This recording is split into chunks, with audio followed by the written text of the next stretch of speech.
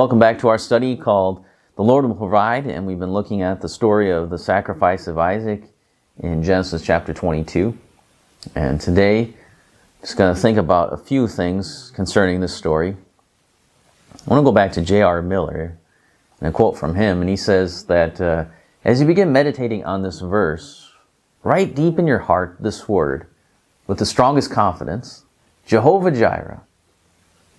This name tells you that you can trust God always, that no promise of His ever fails, that He does all things well, that out of all seeming loss and destruction of human hopes, He brings blessing. You have not passed this way before. There will be both sorrows and joys, but failures and successes. You cannot predict your future experiences. You cannot see the next step before your feet. Yet Jehovah-Jireh calls you to trust Him calmly. He bids you put away all anxieties and foreboding, because the Lord will provide.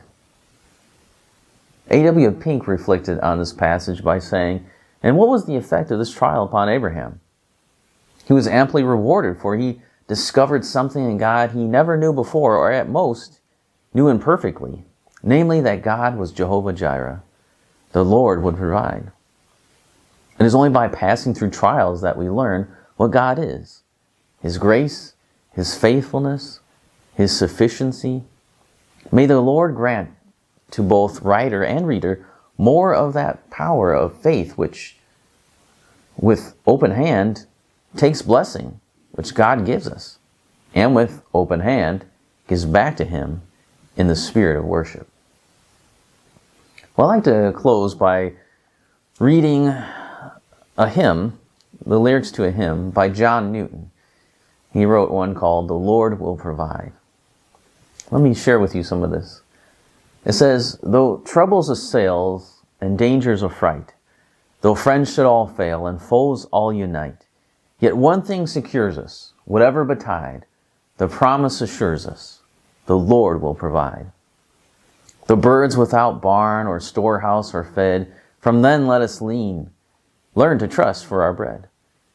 His saints, what is fitting, shall ne'er be denied, so long as 'tis written, the Lord will provide. We may like the ships by tempest be tossed on perilous deeps, but cannot be lost. Though Satan enrages the wind and the tide, the promise engages, the Lord will provide. When Satan appears to stop up our path and fills with fears, we triumph by faith. He cannot take from us, though oft he has tried, the heart-cheering promise, the Lord will provide. His call we obey like Abram of old, not knowing our way, but faith makes us bold. For though we are strangers, we have a good guide, and trust in all dangers, the Lord will provide. He tells us we're weak, our hopes in vain. The good that we seek we never shall attain. But when such suggestions our spirits have plied, this answers all questions, the Lord will provide. No strength of our own, nor goodness we claim. Yet since we have known the Savior's great name, in this our strong tower, for safety we hide, the Lord is our power, the Lord will provide. When life sinks apace and death is in view, the word of His grace shall comfort us through. Not fearing or doubting, with Christ on our side, we hope to die shouting, the Lord will provide. It's a great hymn, great words. And I hope that's true for us. We die shouting. To die shouting, the Lord will provide. That's a triumphant death. That's a death that's not afraid. That's a death of a warrior, right? It's a battle cry at the end of life. The Lord will provide. That's the way we need to think. That was Abraham. That was Abraham. He was shouting that even as he was picking up the knife. The Lord will provide. He knew, I don't think he doubted. I think his faith had grown from when he started. And God had prepared him for that test. And God helped him through the test. God gave him the faith, gave him the strength for that test. We don't need to read into it a bunch of fears and failings and doubtings and questionings and all that kind of stuff, because at that point, he was a strong follower of God, and he couldn't say no. He didn't want to say no. He loved God. God was his friend. And so he said, yes, God, I'll get up tomorrow morning early.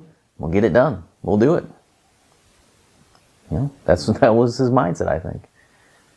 So even some commentators I respect have used that kind of, maybe Abraham was doubting, maybe he was worried, and maybe he was scared, and all those things. But, from the text, it doesn't seem like that.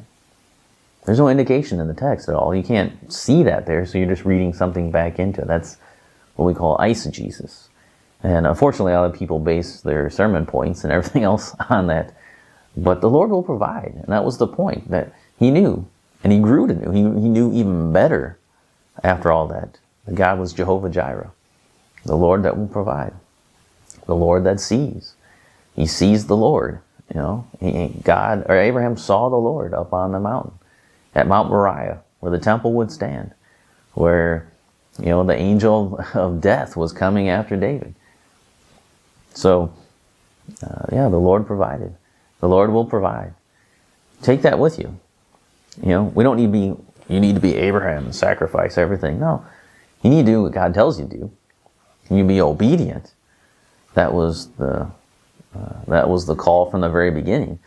But we're not the heroes here.